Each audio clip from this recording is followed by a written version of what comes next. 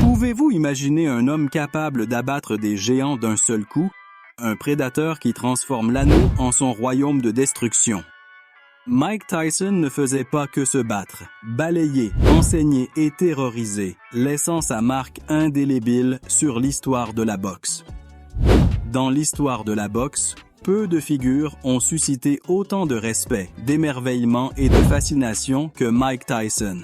À son apogée, Iron Mike n'était pas seulement un autre champion, c'était un prédateur absolu, un ouragan de force, de vitesse et d'agressivité qui pouvait anéantir n'importe quel rival qui osait le sous-estimer.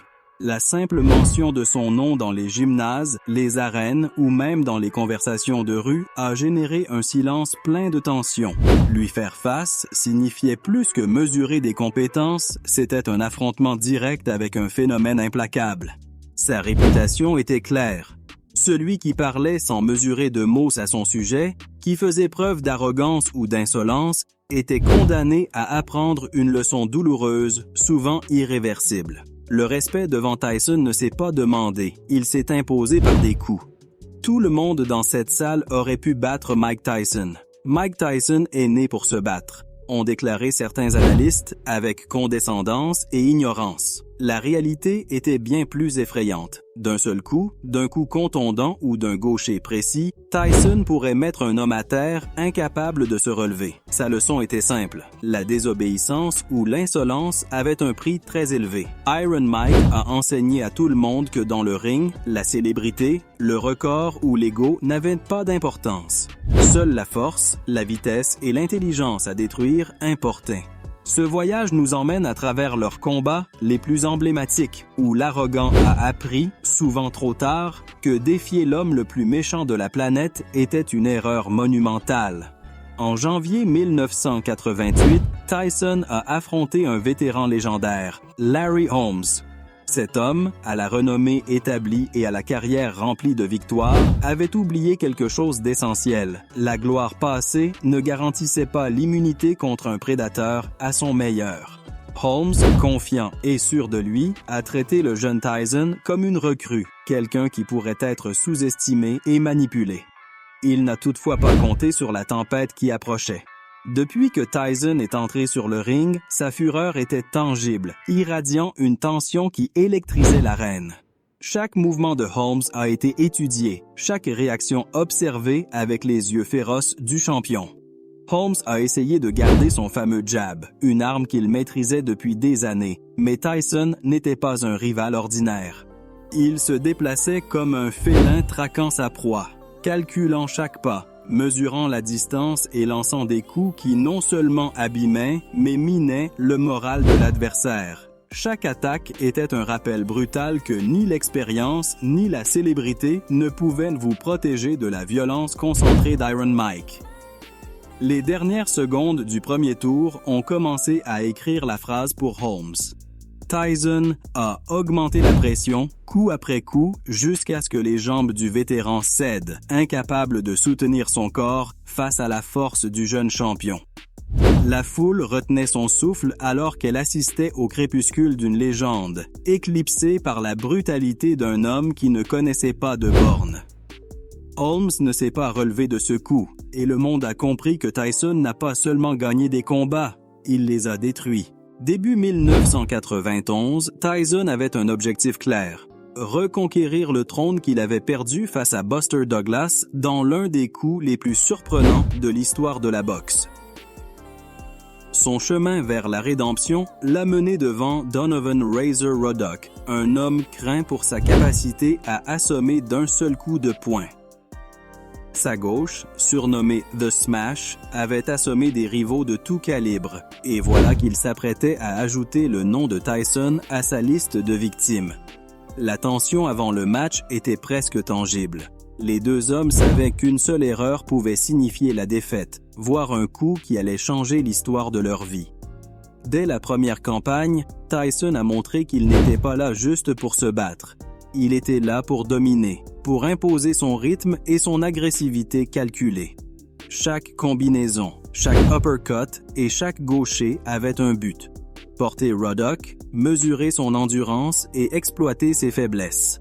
Ruddock a répondu par des coups de poing puissants, des échanges intenses qui ont maintenu le public sur le bord du siège. Mais Tyson avait un plan directeur. Ses attaques sur le corps étaient précises, conçues pour drainer l'énergie de son adversaire et préparer le coup ultime. Le combat s'est transformé en un brutal affrontement de volonté, où chaque seconde comptait et chaque coup de poing pouvait décider de l'issue. Au fur et à mesure que les rounds avançaient, il devenait clair que Tyson était en contrôle absolu. Ruddock a commencé à montrer des signes de fatigue, ses mouvements ont ralenti et sa défense s'est affaiblie. Chaque assaut d'Iron Mike le rapprochait de la limite et la patience du champion devenait son arme la plus meurtrière. Le 6e round a été décisif. Tyson a trouvé son ouverture et a lancé une combinaison dévastatrice qui a laissé Ruddock sous le choc, vulnérable à la fin inévitable. Quand la cloche a sonné, la supériorité de Tyson était claire, et même si le combat s'est poursuivi encore quelques instants, le sort de Ruddock était déjà scellé. La brutalité de Tyson ne résidait pas uniquement dans ses KO. Elle résidait dans la façon dont il transformait chaque match en spectacle de contrôle absolu et de dévastation planifiée. Tyson ne s'est pas contenté de battre ses rivaux. Il enseignait, il imposait le respect et la peur. Chaque victoire était une leçon de discipline, de force et d'agressivité concentrée. L'âge d'or de la boxe des poids lourds a été marqué par l'autorité d'Iron Mike, qui a prouvé que la vraie grandeur ne se mesure pas seulement en titre, mais en capacité de dominer, d'intimider et de détruire celui qui ose vous défier. De Holmes à Ruddock, chaque match a renforcé son héritage en tant que prédateur absolu du ring. Un homme dont l'histoire continue d'inspirer le respect et l'émerveillement des décennies plus tard. Mais attention, dès la première cloche, l'intensité était insupportable. Tyson avançait, attaquant sans répit, conscient qu'un seul coup pouvait changer l'histoire. Chaque échange de points était comme une épave de train où les deux hommes pouvaient tomber à tout moment. Cependant, Iron Mike n'était pas découragé. Chaque frappe qu'il lançait était calculée, visant avec une précision mortelle le corps et la tête de Ruddock, usant son endurance et semant le doute dans son esprit. Au cours des premiers tours, Ruddock a réussi à survivre, mais la différence de vitesse, de force et de détermination est devenue évidente. Tour après tour, Tyson l'a acculé, le poussant vers l'inévitable défaite. Quand finalement, au 7e round, Tyson a lancé la combinaison qui allait sceller le match, Ruddock pouvait à peine tenir debout. L'arbitre est intervenu, arrêtant le combat, et bien que Ruddock était techniquement conscient, le chaos qui a suivi sur le ring a clairement montré que personne ne pouvait défier Iron Mike sans payer un prix brutal. Le premier grand test de Tyson sur le chemin de la suprématie incontestée a été Trevor Berbick, un boxeur réputé pour avoir utilisé des tactiques sales et dont on se souvient pour avoir forcé la retraite de Muhammad Ali. Dès le départ, Berbick s'est retrouvé face à un Mike Tyson enragé et déterminé à ne montrer aucune pitié.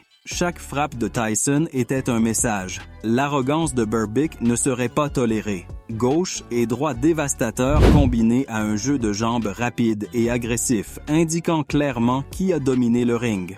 Berbick, confiant dans son expérience, a commis une erreur fatale. Il a provoqué Tyson, assurant son propre sort. D'un dernier coup d'éclat, Berbick est tombé au sol, incapable de continuer. L'histoire de Tyson était en train d'être réécrite. Le plus jeune champion du monde des poids lourds a montré que la puissance ne connaît pas de limite lorsqu'elle est combinée à la détermination et à une agressivité inégalée. En mai 1986, un jeune Mike Tyson, juste à l'aube de sa carrière professionnelle, affrontait un géant à la réputation de casse-cou, Mitch Green. Cet homme n'était pas un boxeur ordinaire. C'était un colosse de New York, un homme qui avait arpenté les rues les plus dangereuses de la ville, avec un passé marqué par la violence et la criminalité. Non seulement Green avait une feuille de route impressionnante dans les environnements de rue, mais il était allé publiquement défier Iron Mike, affirmant qu'il pouvait le maîtriser. Cette provocation ne restera pas sans réponse. Depuis que Tyson était monté sur le ring, l'ambiance a changé. Ce n'était pas un combat ordinaire, c'était une déclaration de pouvoir et d'autorité. Les premières secondes étaient un avant-goût de ce qui allait arriver. Chaque mouvement de Tyson était calculé, chaque pas mesuré, chaque coup d'œil un avertissement silencieux qu'il n'y avait pas de place pour l'insolence. Green, confiant dans sa taille et son expérience, découvrirait bientôt qu'aucun avantage physique ne pourrait égaler la férocité d'un prédateur entraîné dès la jeunesse à détruire. Le combat a commencé par un rythme effréné. Tyson ne cherchait pas seulement à avoir un impact, il chercha à dominer psychologiquement Green, écrasant sa confiance coup par coup. Ses gauches étaient rapides et perçantes, ses uppercuts coupaient dans les airs avec une précision létale, et chaque direct semblait avoir un but au-delà de la simple force. Enseigner à Green que le respect n'est pas demandé, il est gagné, et que défier Iron Mike était une erreur monumentale. Green a tenté d'utiliser sa portée et sa hauteur, se déplaçant, cherchant des espaces, lançant des coups de poing qui avaient pour but d'intimider. Mais Tyson avait la réponse à tout.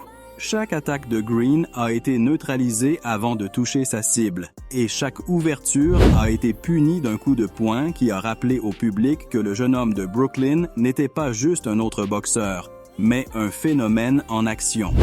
La chose la plus impressionnante dans ce combat n'était pas seulement la technique, mais la clarté brutale avec laquelle Tyson a transformé l'anneau en son royaume. Il ne s'agissait pas de fatiguer Green, il s'agissait de lui donner la leçon ultime. La tension grandissait à chaque échange, et le public, bien qu'en attente, comprenait qu'il assistait à quelque chose d'extraordinaire. L'émergence d'un monstre qui était prêt à détruire celui qui se dressait sur son chemin. 2 ans plus tard, quand Green tenta de l'affronter à nouveau dans les rues de Harlem, l'histoire se répéta. Un seul coup de Tyson a suffi à lui rappeler que l'autorité d'Iron Mike ne se limitait pas au ring et que la force de sa volonté pouvait changer même des destins en dehors du ring. Green, qui avait vécu une vie marquée par la violence, a fini par abandonner le passé criminel et prendre un chemin qu'il n'aurait jamais imaginé, grâce à la leçon que Mike lui a donnée à coups de poing. 3 ans plus tard, en juillet 1989, Tyson a fait face à un défi différent qui semblait intimidant pour le rôle. Carl The Truth Williams. Ce géant, de 6 pieds de haut, marchait avec une arrogance qui pouvait remplir n'importe quelle pièce. Son nom et son surnom reflétaient sa confiance. Il se considérait intelligent, rusé et confiant de pouvoir déchiffrer le code de Tyson sur le ring. Mais ce que Williams n'a pas compris, c'est que Iron Mike n'était pas seulement de la force, mais de la stratégie, de la vitesse et de l'agressivité concentrées dans un seul corps. Dès la première cloche, Tyson a montré son plan.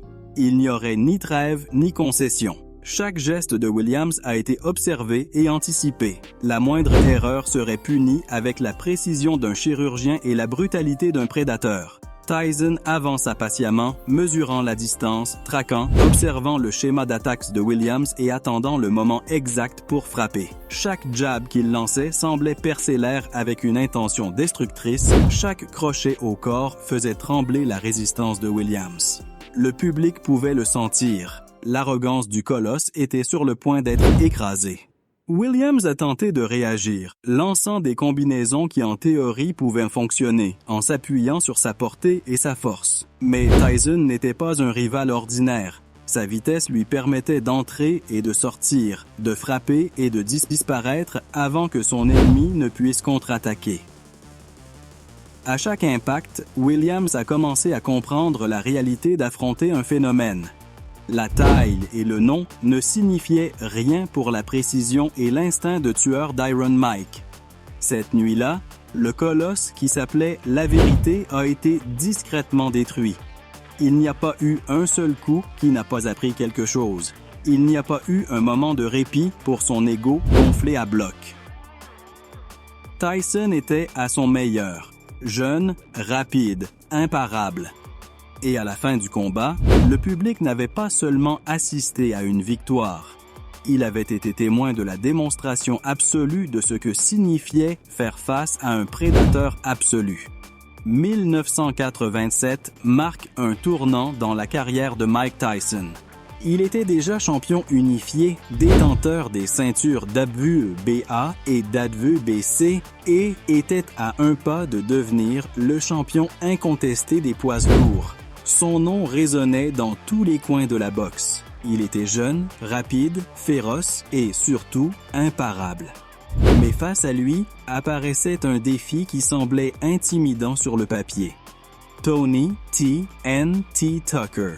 Un homme invaincu au palmarès parfait, un boxeur qui marchait avec l'assurance de qui croit que la victoire est déjà garantie avant que la cloche ne sonne. L'arrogance de Tucker était presque tangible. Sa posture et son regard disaient « Je ne crains personne, pas même Iron Mike ». Ce que Tucker ne savait pas, c'est que sur le ring, les mots ne valent rien. Ici, seuls les points, la vitesse et l'intelligence dictent qui domine. Dès le départ, Tyson n'a montré aucune urgence ni besoin de se précipiter. Il avançait avec la patience d'un prédateur traquant sa proie. Chaque pas était mesuré, chaque mouvement calculé, comme un félin sentant le sang dans l'air.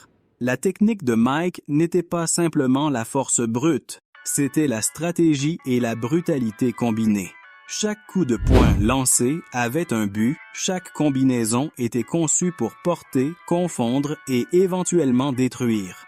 Tucker tentait d'imposer son style. Il lançait de longs jabs, cherchait à garder ses distances et à profiter de sa hauteur. Mais tout était inutile face à la précision et à la vitesse de Tyson. Chaque fois qu'il tentait de créer de l'espace ou de se repositionner, Tyson fermait la distance, frappant avec des uppercuts, des crochets et des directs qui ne donnaient pas le temps de récupérer. C'était un rappel constant que personne ne pouvait échapper à son agressivité calculée.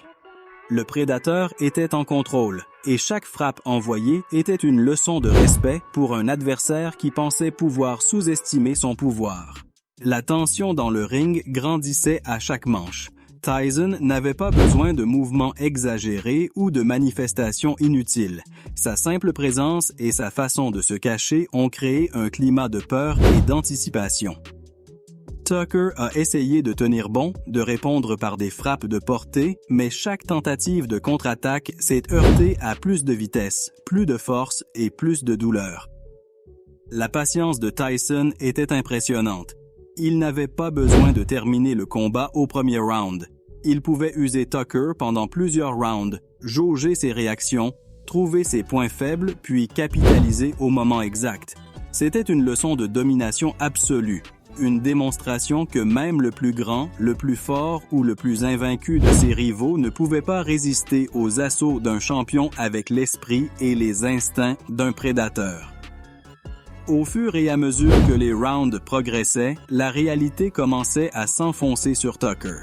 La confiance dont il avait fait preuve au départ croulait sous le poids de la technique et de la férocité de Tyson.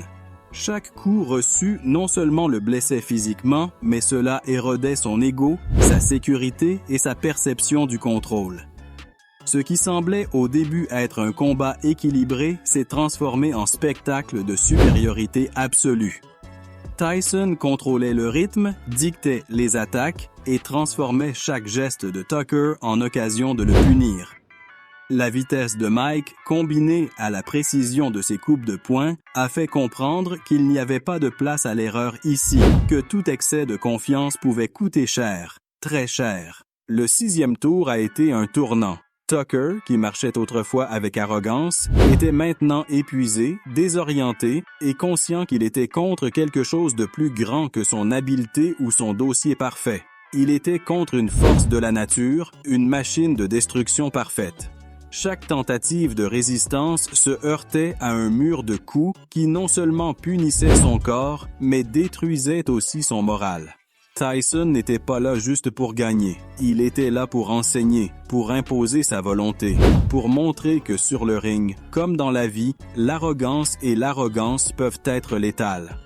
Ce combat n'était pas seulement un combat pour le titre, était un exemple clair de la façon dont un boxeur peut combiner la force, la vitesse et l'agressivité avec l'intelligence et la patience pour dominer complètement son adversaire. Tyson a montré que la vraie grandeur ne réside pas seulement dans la puissance des coups de poing, mais dans la capacité de contrôler le combat, de lire votre adversaire et de frapper exactement quand nécessaire. Chaque coup de poing racontait une histoire, chaque combinaison avait un but, et chaque tour était encore un autre chapitre de la leçon d'humilité que Tony Tucker n'oublierait jamais. L'âge d'or de la boxe des poids lourds a été témoin de l'autorité implacable de Mike Tyson. Non seulement il a vaincu ses rivaux, mais il les a dominés, humiliés et leur a appris à respecter le ring et l'homme devant eux. De Larry Holmes à Tony Tucker, chaque match d'Iron Mike était un spectacle de vitesse, de précision et d'agressivité concentrée, une leçon magistrale sur la façon dont le talent naturel est combiné à la discipline et à la brutalité calculée. Peu importe la confiance de l'adversaire, Tyson a imposé la peur et le respect à chaque entrée sur le ring. Ce qui rendait Mike unique, ce n'était pas seulement sa puissance à élimination directe, mais sa capacité à transformer chaque victoire en exemple de leçon pour le public et pour l'adversaire. Chaque coup de poing lancé était un rappel que sous-estimer Tyson pouvait être dévastateur, que l'arrogance sur le ring pouvait être une erreur mortelle. Ses rivaux ont appris, parfois trop tard, que l'affronter signifiait plus que se battre. Cela signifiait mesurer sa propre arrogance face à la férocité d'un prédateur né. Tyson n'a pas seulement gagné des combats, il donnait des leçons de vie, il enseignait le respect, la discipline et la concentration. Son héritage en boxe poids lourd ne se limite pas aux ceintures ou aux records invaincus, s'étend à la façon dont il a transformé la façon dont il a compris le pouvoir sur le ring. Chaque victoire était une démonstration qu'il ne s'agit pas seulement de force brute. Il s'agit de précision, d'intelligence et de la volonté implacable de s'imposer, sans compromis, à quiconque ose vous défier. L'héritage de Mike Tyson va bien au-delà des titres ou des records. C'est l'histoire d'un homme qui a redéfini ce que signifie dominer en boxe, un homme qui a transformé l'agressivité en art et la vitesse en une extension de son instinct de tueur. Chaque combat, chaque coup de poing, chaque KO a construit la légende d'un prédateur qui a enseigné que l'arrogance a un prix. Tony Tucker et tous les autres rivaux qui l'ont affronté ont appris, brutalement et directement, qu'Iron Mike ne pardonne pas, ne doute pas et ne recule pas. Tyson a montré que la vraie grandeur exige plus que de la force. Elle exige de l'intelligence, de la discipline, de la stratégie et, surtout, la volonté d'écraser celui qui ose vous sous-estimer. L'histoire de ces combats, et surtout la bataille contre Tony Tucker, reste un exemple de la façon dont un champion ne se mesure pas seulement aux victoires, mais à la façon dont il domine, enseigne et laisse une marque indélébile sur l'histoire du sport. S'il y a une chose qui définit Mike Tyson, c'est que son enseignement ne se termine pas lorsque le combat se termine. Chaque adversaire qui est monté sur le ring avec lui portait avec lui une histoire d'humiliation, de peur et de respect forcé. Des rues de New York aux étapes les plus importantes de la boxe mondiale, Tyson a clairement indiqué que le défier était une phrase presque certaine. Ses coups n'ont pas seulement fait tomber des corps, ils ont brisé les égos, les illusions et l'arrogance de tous ceux qui pensaient être à leur niveau. Mitch Green, Carl Williams, Tony Tucker. Des noms qui résonnent avec respect aujourd'hui, non pas à cause de ce qu'ils ont fait, mais à cause de ce qu'ils ont appris. Iron Mike n'était pas simplement un champion, c'était un professeur, un prédateur, une légende qui enseignait avec douleur et précision que dans la vie et sur le ring, sous-estimer le mauvais monstre pouvait être la dernière décision que l'on prend. Alors que les projecteurs s'assombrissaient et que la foule retenait son souffle, Mike Tyson est resté impressionnant, une force de la nature qui dominait le ring avec une férocité absolue. Chaque coup, chaque combinaison a non seulement fait tomber des rivaux, mais a enseigné des leçons de respect, de discipline et de peur. Ses victoires allaient au-delà des titres. Ils étaient la preuve de son instinct, de sa vitesse et de son agressivité calculée. Des décennies plus tard, la légende d'Iron Mike perdure, rappelant au monde que lui tenir tête signifiait mesurer l'arrogance face à un prédateur parfait, court, brutal et éternel.